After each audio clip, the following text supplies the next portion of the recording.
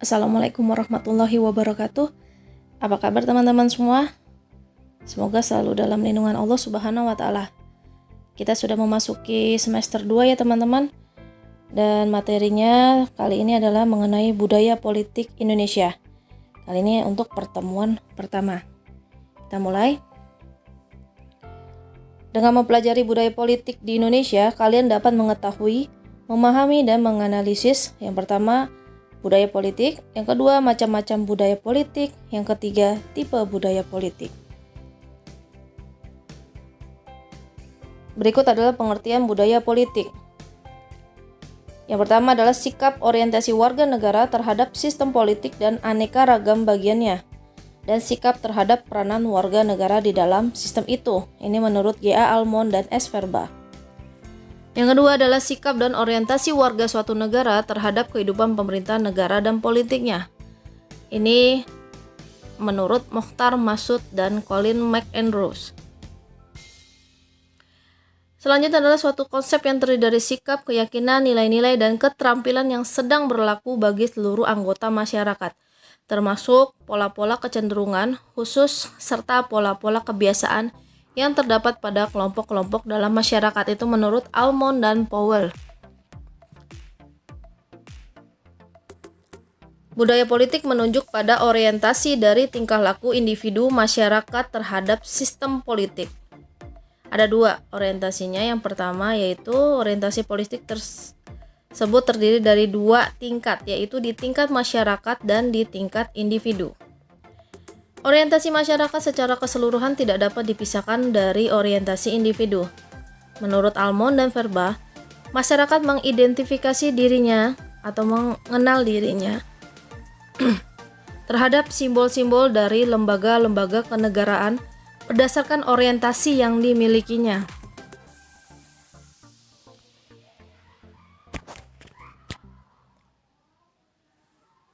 Menurut Almond dan Powell, orientasi individu terhadap sistem politik mencakup tiga aspek, yaitu orientasi kognitif, yaitu kognitif sama dengan pengetahuan ya. Pengetahuan dan keyakinan terhadap sistem politik, misalnya tingkat pengetahuan seseorang tentang jalannya sistem politik, tokoh pemerintahan, kebijakan yang mereka ambil, dan simbol-simbol kenegaraan. Selanjutnya adalah orientasi afektif, yaitu perasaan. Jadi afektif itu adalah perasaan dan emosional seseorang individu terhadap sistem politik. Selanjutnya orientasi evaluatif, yaitu penilaian seseorang terhadap sistem politik menunjuk pada komitmen terhadap nilai-nilai dan pertimbangan-pertimbangan politik terhadap kinerja sistem politik. Ya, jadi ada tiga orientasi. Kognitif adalah pengetahuan, afektif adalah perasaan dan emosional, dan orientasi evaluatif yaitu penilaian seseorang terhadap sistem politik. Bagaimana budaya politik menurut Anda? Dijawab ya. Macam-macam budaya politik yang berkembang di masyarakat. Budaya politik elit terdiri dari kaum pelajar, sehingga memiliki pengaruh lebih berperan dalam pemerintahan. Dan yang kedua adalah budaya politik massa, kurang memahami politik sehingga mudah terbawa arus. Ya, semakin tinggi kalian memiliki pendidikan, maka itu akan mempengaruhi politik dalam suatu negara. Bahkan kalian dapat berperan langsung dalam pemerintahan. Menurut Herbert Faith, sistem politik di Indonesia didominasi oleh budaya politik aristokrat Jawa dan wira swasta Islam. Ya, jadi lebih ke arah kerajaan lah, seperti itu. Dan para pengusaha-pengusaha Islam. Kemudian menurut C. Gertz, di Indonesia terdapat budaya politik priayi, ya, kerajaan, bangsawan, kemudian ada santri, pelajar ya, dan abangan atau massa. Selanjutnya ada tipe-tipe budaya politik, ya. Yang pertama adalah budaya politik parokial, budaya politik subjek, budaya politik partisipan. Nah, ini yang umumnya. Kemudian ada campuran, yaitu budaya politik subjek parokial, budaya politik subjek partisipan, budaya politik parokial partisipan. Kita lihat satu-satu.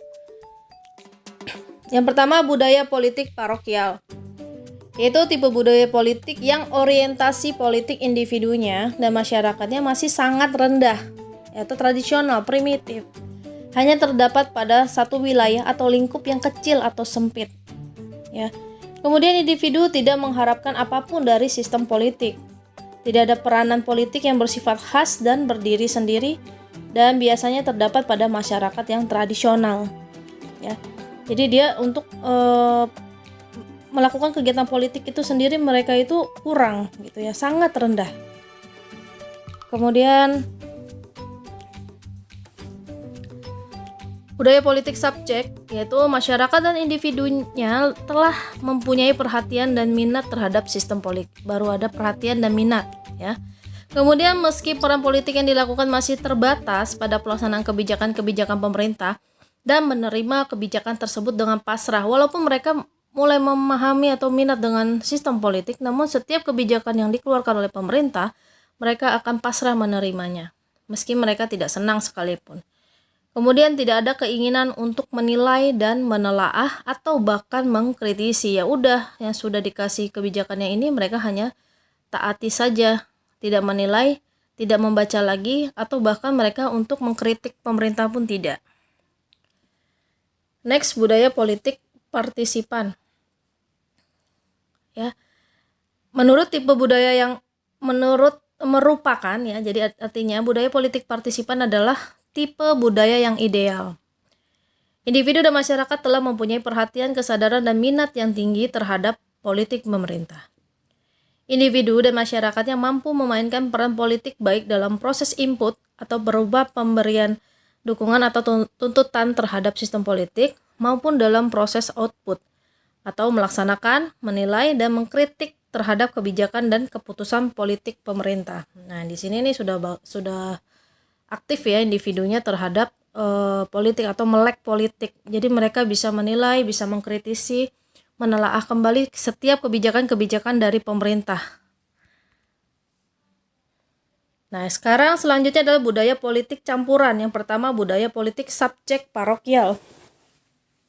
Budaya politik yang sebagian besar telah menolak tuntutan masyarakat feodal atau kesukuan.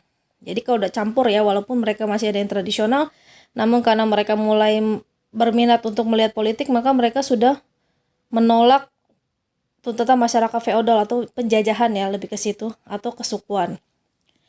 Kemudian telah mengembangkan kesetiaan terhadap sistem politik yang lebih kompleks dengan struktur pemerintah pusat yang bersifat khusus.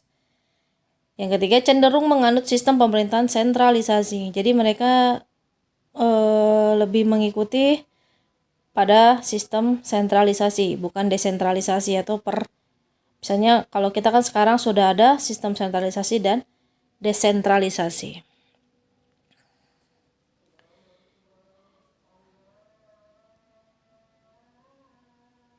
Kemudian budaya politik subjek partisipan. Sebagian besar masyarakat telah mempunyai orientasi input yang bersifat khusus dan serangkaian pribadi sebagai seorang aktivis.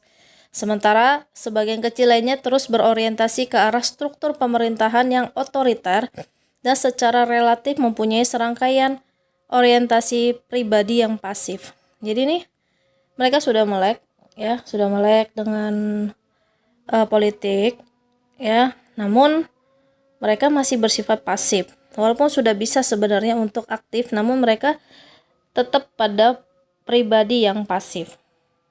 Seperti itu. Next, budaya politik partisipan. Budaya politik parokial partisipan, yaitu berlaku di negara-negara berkembang yang masyarakatnya menganut budaya dalam struktur politik parokial, tetapi untuk keselarasan diperkenalkan norma-norma yang bersifat partisipan. Jadi sebenarnya masyarakatnya itu masih tradisional, namun mereka diperkenalkan dengan budaya politik partisipan atau aturan-aturan yang bersifat partisipan atau aktif dalam berpolitik. Perhatikan gambar-gambar ini. Yang pertama itu adalah kira-kira adalah tentang demo. Ya, biasanya demo tenaga kerja mungkin ya. Kemudian selanjutnya ada pemilihan atau perhitungan kemenangan anggota legislatif atau pemilu legislatif. Kemudian di sini ada gedung rapat ya, seperti di gedung MPR, DPR. Jadi rapat biasanya. Kemudian di sini juga ada gambar seorang raja atau priai dan kaula. Jadi di sini sistem yang masih menggunakan sistem kerajaan. Contohnya itu adalah di negara kita masih ada di daerah istimewa Yogyakarta. Kira-kira termasuk tipe budaya politik yang manakah ya gambar-gambar tersebut? Nanti tolong dijawab ya. Baik, demikian pembahasan kita hari ini mengenai materi budaya politik untuk pertemuan pertama. Mudah-mudahan kalian dapat memahami dan mengerti dan lebih dalam mempelajarinya. Akhir kata saya ucapkan terima kasih. Wassalamualaikum warahmatullahi wabarakatuh.